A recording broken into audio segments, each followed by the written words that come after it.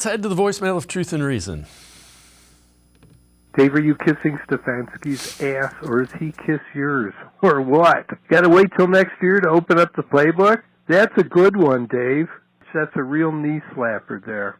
We saw how long it took for Sean McVay to open the playbook 48 hours after Baker got off the plane. And we saw how Odell did better when he got to the Rams. And we wanted to blame that on Baker. But then Baker gets to the Rams, and suddenly that argument doesn't hold water either, does it, Dave? The problem is in Cleveland. The problem is the head coach.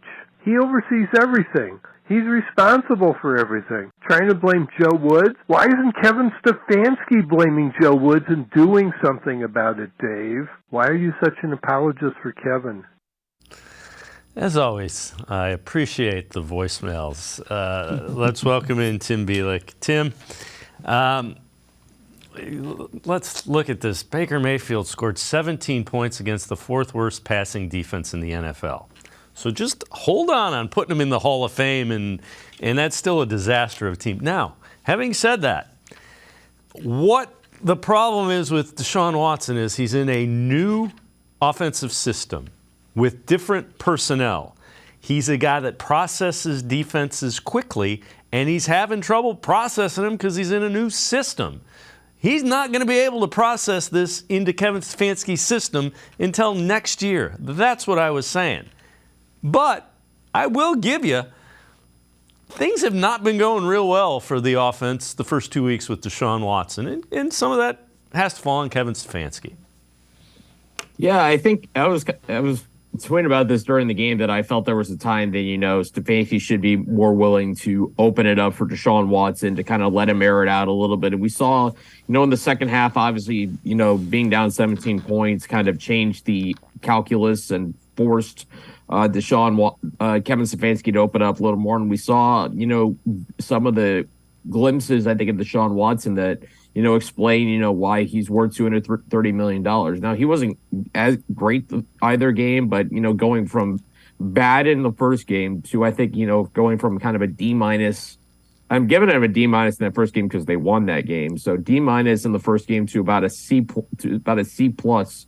in the second game. So there's progression there. I think you can clearly see progression within Deshaun Watson, within his level of play. And I think maybe Kevin Stefanski's trying to protect him a little bit, because, again, hadn't played the game in 2 years. You're talking about you're throwing a guy out there, against NFL defenses at NFL speed. That's something Deshaun Watson hasn't seen in 2 years, and you're expecting him to perform like Deshaun Watson, like classic Deshaun Watson we saw in Houston. That's just not going to happen, and it didn't happen. So I think that's kind of why, maybe he was being a little more buttoned up with Deshaun, at least early on. But I would think these last 4 games, he should open it up a little bit more. And as for Baker, I think you kind of made the point that the Raiders' defense is not very good. And let's remember, Baker Mayfield has played this season.